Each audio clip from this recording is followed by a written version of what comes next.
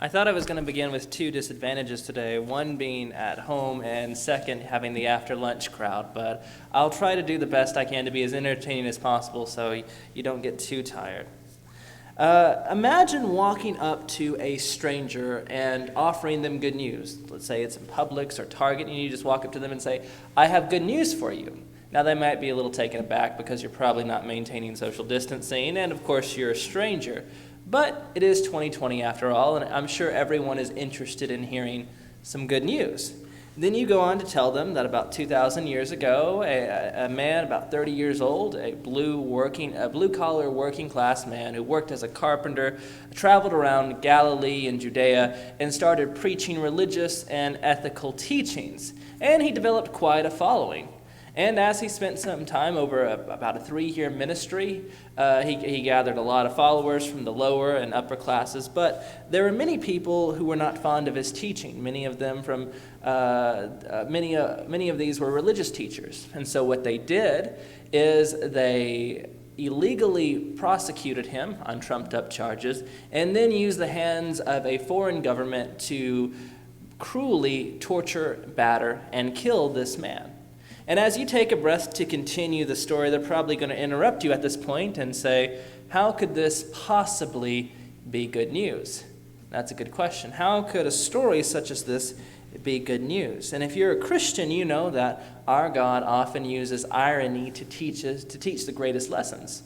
For example, once upon a time, he took a man who was fatherless and made him the father of many nations. Once upon a time, he took a band of slaves and he made them a great nation. And on one particular occasion, he took the darkest symbol, the cross, and he made it a beacon of hope to the world. Now, this was very hard for the people of Jesus' day to understand, especially from the Jewish perspective, because according to Deuteronomy chapter 21, verse 23, Moses said that anyone who hung on a tree, that includes a cross, was accursed of God. Isaiah also mentioned in Isaiah chapter 53, verse 4, that in reference to this event, the Jewish people would not understand this. They would consider that someone to die such a death would be smitten or struck by God. Paul even admitted that when he preached this message, it was difficult for many people to accept. He said in 1 Corinthians chapter 1, verse 23, that to the Gentiles it was foolishness, who would, after all, worship a crucified Messiah. And to the Jews, it was a stumbling block. It was something for them to understand. But God took this great irony and the most brutal form of execution, and he made it the source, or I should say, one aspect of the source of our good news today. My lecture is entitled The Gospel of the Church. And of course, one of the most important elements of it is the crucifixion, but it's not the only aspect of it. In fact, there are several connotations and meanings to this word gospel. So what we're going to do today is we're going to talk about its definition, the rich meanings and connotations attached to it. We're going to consider what it means in the Christian context, and what is the content of this gospel. And then finally, we're going to talk about what our obligations are to this gospel. So today we're going to start with the definition. The Greek word that we often translate as gospel is the word euangelion. And Strong defines it as meaning good message, and Brannon defines it as good news. Now, we get our English word gospel from the Anglo-Saxon Godspell or good spell, meaning word of God or good message. And often in the New Testament, the word euangelion is translated gospel, but we typically only use that word gospel in a strictly religious sense. And that's not necessarily a bad thing, but the people of the first century understood this in a far broader way. And to help us understand how they understood it, we're going to talk about how it was used during their time and what developed their understanding of this word gospel. One of the first places we're going to look is the Septuagint, the Greek translation of the Hebrew Bible, because this idea is used extensively in the Old Testament. Now, the word euangelion, the word we translate as gospel, is not used in the Septuagint, but the verb form euangelizomai is used all throughout. And it is interesting to note how many parallels we find on how it was used in the Old Testament versus how it's also used in the New Testament. For example, the Septuagint uses this idea to communicate the birth of a son or deliverance from personal affliction. It's also used in a political and a military sense. For example, it's used in reference to the choice of a king, victory in battle, salvation or deliverance from foreign powers, especially in reference to Assyria and Babylon. And it's also, and all these uses, except for one, are related to what God does for his people. Now, as one can observe from the ways in which it was used in the Septuagint, we're probably already starting to see some of the parallels and how it connects to Jesus in the New Testament. Now, before we get to the New Testament, let's also consider the Greek usage, how it was used in the pagan world. Even though this word was often used in a pagan sense, a lot of the ways in which it was used in a pagan sense also applies to a New Testament sense as well. For example, originally this word euangelion referred to the announcement of victory in battle, and eventually it began to be referred to the content of the message itself. This term can also be used to describe the birth of a king or the rise to power of a new king. Now, one of the clearest and most parallel uses that we find in the Greek world and how closely it fits to the New Testament idea is from an inscription we found in Asia Minor. And this inscription was made around 9 BC, and it was written to refer to Augustus Caesar. And it's interesting to note that within this inscription, many of the ways in which Jesus was described in the New Testament by his followers is the same way how Augustus Caesar was described by his citizens. For example, we see this idea that Augustus Caesar was called the Savior of the world, the one who brought peace. Let me read you just a quick snippet from that inscription. With the result that the birthday of our God, talking about Caesar, signaled the beginning of good news for the world because of him. In this inscription, we see many ideas and how they also fit, many ideas that were applied to Caesar and how they also apply in a New Testament context as well. Now, some might be uncomfortable with the idea that many of the ways in which Caesar was referred to is the same way that Christians referred to Christ. But we shouldn't feel uncomfortable by this for several reasons. Even though many people in the ancient world were divided by borders and languages and culture, many of the things they valued in a strong leader was the same. For example, if a king could bring peace, security, and safety, that was a good thing. And often they treasured that in their power, in their ruler. So while Caesar may have brought peace and security in a political sense, Christians knew that Jesus brought this in a spiritual sense. And of course, when you share the same language, you're often going to find similar ways in which one leader is described versus another. Another thing to consider is that it's also likely that early Christians took a lot of these ideas that were applied to Caesar and purposely applied them to Jesus, perhaps to teach the world, to send out a message that Caesar is not the one that brings peace, but it is Jesus Christ. Jesus is the source of good news, not this Roman emperor.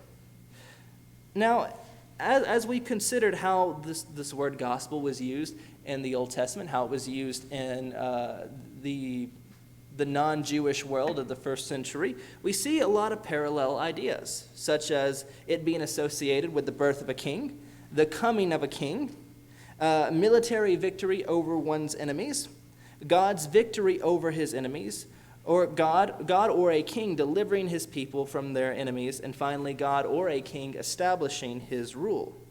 So let's consider how the word gospel is used in the Bible, at least in a New Testament context. Now, you would think that we would start with the New Testament. We're actually going to start with the Old Testament, because according to Paul, the gospel message was not first preached in the first century.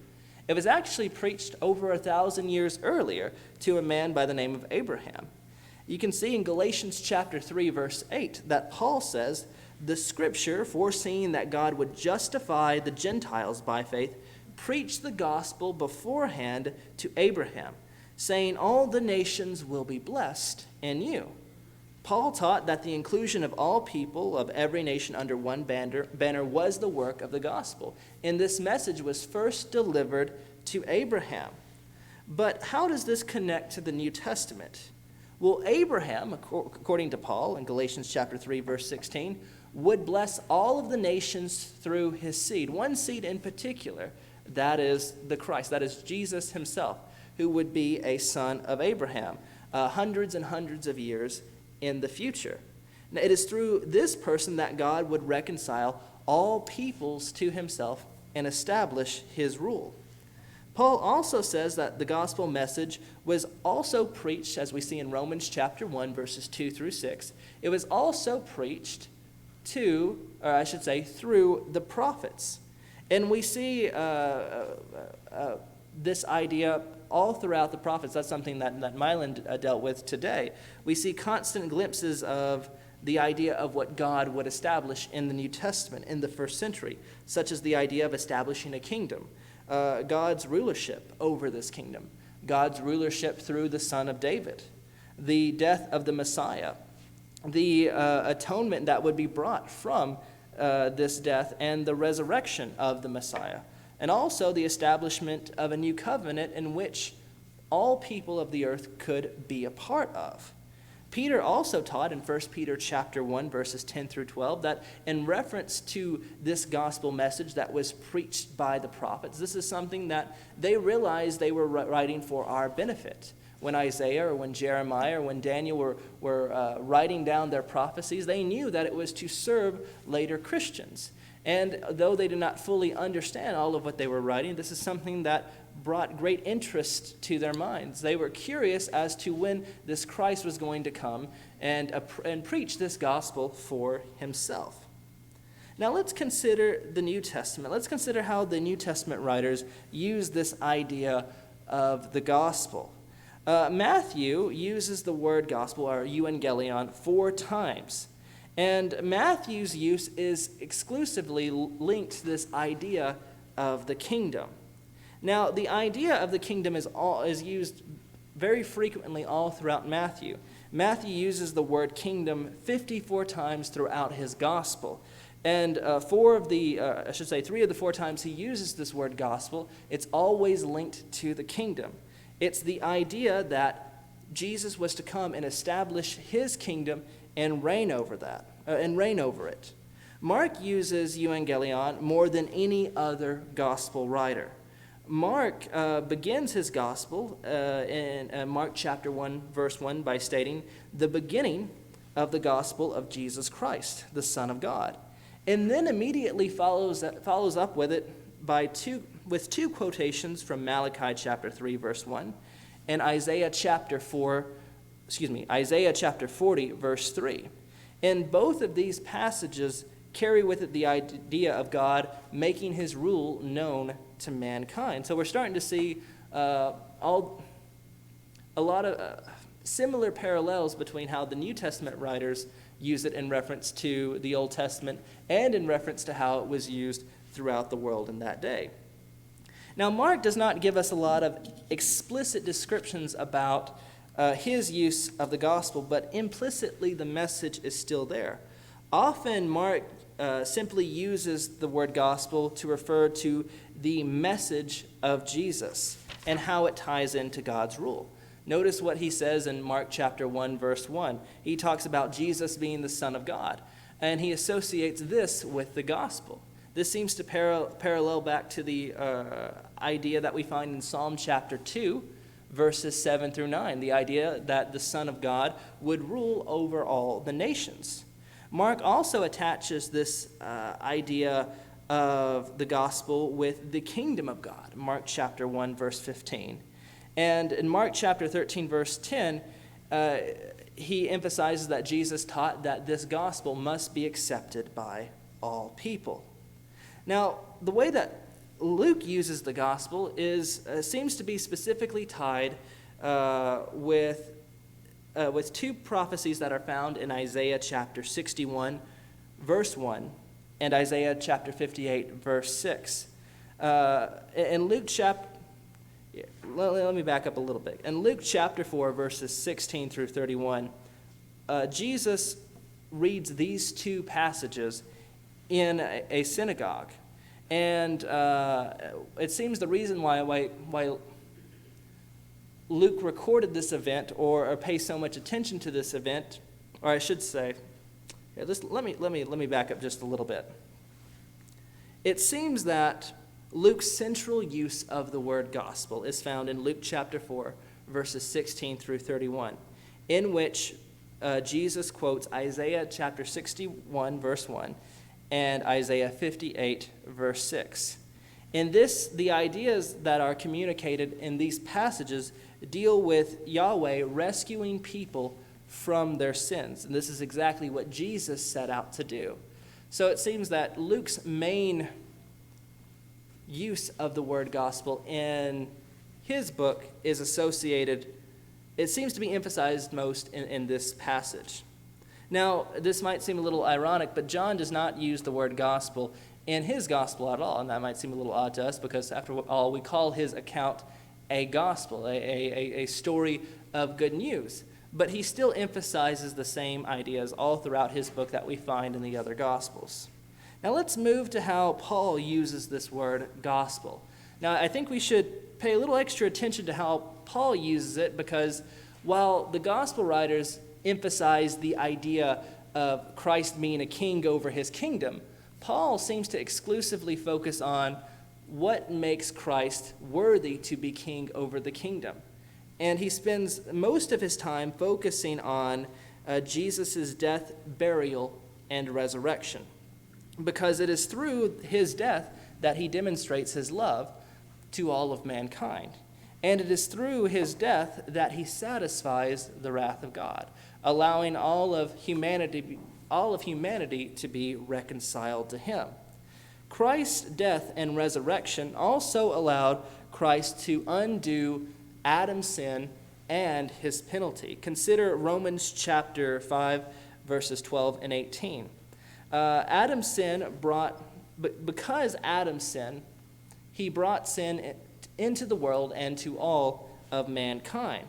But now through the act of Christ, we can all be justified. Paul also emphasizes in 1 Corinthians chapter 15, verses 20 through 23, that it is through the resurrection of Jesus Christ that we can live forever. Because Adam sinned, he brought death to all men. But because Jesus was raised from the dead, we all can be resurrected from the dead. And because of that, death no longer has any power over us. Paul not only gives us the content of the gospel, but he explains that having faith, having belief in this message is one of the key attributes that enables us to be saved. In Romans chapter 10, verses 10 through 11, he points out that it is through this message that that helps enable salvation to those who believe. We also see in Romans chapter 1, verse 16, that the gospel is the power of God for salvation. Here Paul uses the word dynamis for power, and it has several different connotations and meanings to it, but two of which seem to apply to specifically to Romans chapter 1, verse 16. It can be defined as great deed or I should say might. The idea that one has the ability to enable or to do a particular thing. It is through the gospel that God saves the sinner in two ways. One, it is through the act in which Christ died and was resurrected. And two, it is the welcome reception of that very message by the believer. Now, in light of the fact that we were able to look at how the gospel was used in the Old Testament, how it was used by the gospel writers, and how it was used by Paul, let's now consider what the gospel means for us today and what our obligation is to the gospel. In the beginning, I spoke of how odd it may seem to many people that God would use such a gruesome act as the source of good news. And in fact, because it was so odd and because it was so gruesome, it was very difficult for many people to appreciate what Jesus did in his time. But let's consider one thing. For nearly our entire existence, death has been a normal part of life. It has been what we would consider a natural part of life. Death comes to us all in one form or another, whether it is through old age, whether it is through sickness, whether it is through the cruelty of others. And even if we escape all of these threats, old age will still come to us all eventually. But it is through the act of Christ's death, burial, and resurrection that he overcame this fate. And because he overcame this fate, he created a way in which we could overcome it as well. Not only for the sake of living forever, but to live forever in communion with our God. And when we embrace this gospel, according to Colossians chapter 1, verse 13, we are transferred from the kingdom of darkness to the kingdom of his Son. Now we see one of the many reasons why the gospel writers connected this idea of the gospel to the kingdom, because when we become a part of God, when we accept the gospel, God makes us a citizen of his kingdom, and Christ becomes our king. And it is through this citizenship that, according to Romans chapter 8, verse 37, we conquer the same way that Christ conquered. But being a citizen of this kingdom requires active citizenship. Paul teaches us in 1 Corinthians chapter 15, verses 1 through 2, that the gospel is not simply for sinners to receive, but it is the very thing that the Christian stands by. It's the very thing that the Christian lives in. It's not just important to become a Christian, but it's the source of everything we do. And it's not only important that we embrace this gospel message for ourselves, but it's important that we share it with the world.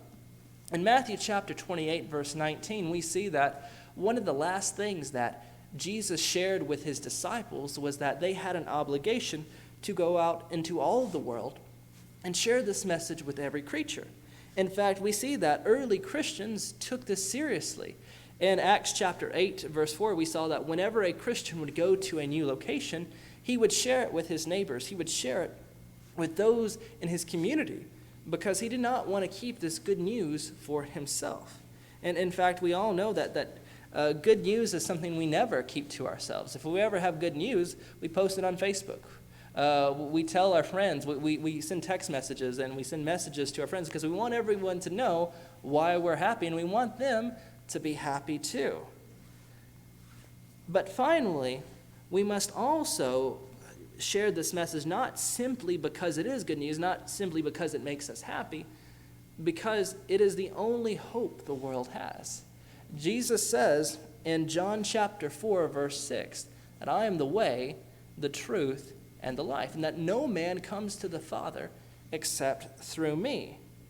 And we see also in Acts chapter 4, verse 12, that the apostles make this idea very clear. They say, for there is no other name under heaven that has been given among men by which men can be saved. And in light of the fact that Jesus is the only way that the world can be saved, if we truly love our neighbor, if we're truly doing the work of a citizen of God, being citizens of his kingdom, we're going to share this message. So they too can share what we have. And may Christ Church always stand in the gospel. May we never forget that this is the core of our faith, the death, the burial, and resurrection of Jesus Christ. The very thing that proved that he was Lord and Messiah. And in fact, as it was mentioned earlier, that was the core part of Peter's sermon in Acts chapter 2, when he was preaching to the Jews on the day of Pentecost. And it was that one fact that caused 3,000 people to be saved that day. And I hope this is something we always remember and take seriously, and always find opportunities to share with others like the first century Christians did. Thank you.